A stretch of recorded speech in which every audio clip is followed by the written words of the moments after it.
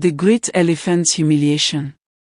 In the heart of the ancient savannah, where the air shimmered with golden heat and herds of animals roamed like moving clouds, there lived an elephant named Mambo, the largest, strongest, and most feared creature of them all.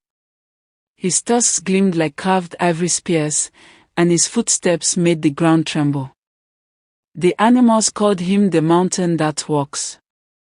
Mambo ruled the plains not by wisdom or kindness, but by pride.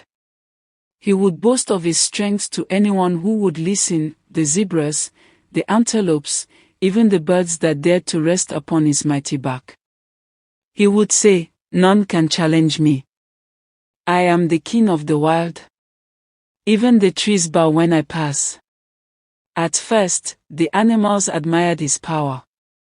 They respected his size, his thunderous voice, and his courage. But soon, Mambo's pride turned to cruelty. He pushed aside smaller animals at the watering hole, uprooted trees for amusement, and trampled the nest of ground birds without care. One afternoon, when the sun burned fiercely over the land, the animals gathered for the great meeting, a gathering called by the wise tortoise to discuss peace among all creatures. Mambo arrived late, his head held high, his ears flapping like sails. "Why wait for words from small mouths?" he thundered. "Let those who can roar be heard first." The tortoise, calm and ancient, looked up and said softly, "Mambo, strength is great, but humility is greater. Even the strongest tree falls when it grows too proud." The animals murmured in agreement, but Mambo laughed, a deep, rumbling sound that sent birds scattering. "Old shell, what do you know of greatness? When thunder speaks, silence follows." Days passed, and the rains came, heavy and wild.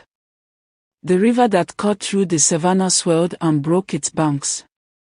The animals ran for higher ground, but Mambo stood tall, laughing as the waters rose.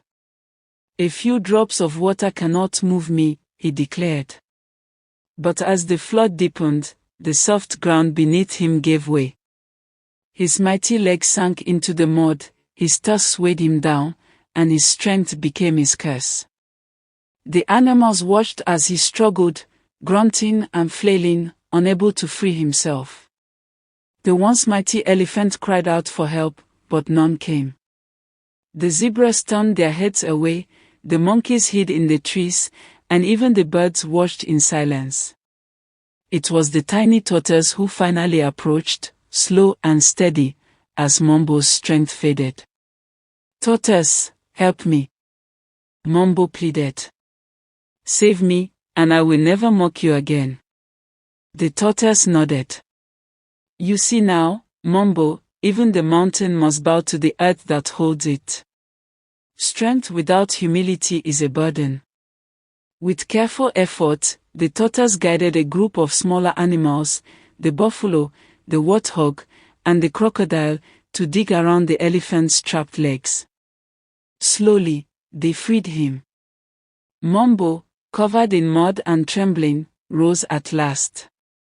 The animals watched in silence as he lowered his head before the tortoise. "Forgive me," he said. "I see now that pride can blind even the strongest eyes." From that day on, Mambo became a different kind of leader.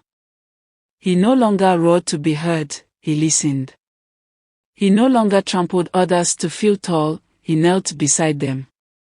The savannah whispered his story for generations, the tale of a mighty elephant who learned that true greatness lies not in power, but in humility. And when the young elephants asked why their kind bowed before even the smallest creatures, the elders would say, "Because once, the earth itself humbled the proudest of us all." Thanks for watching, see you in the next video.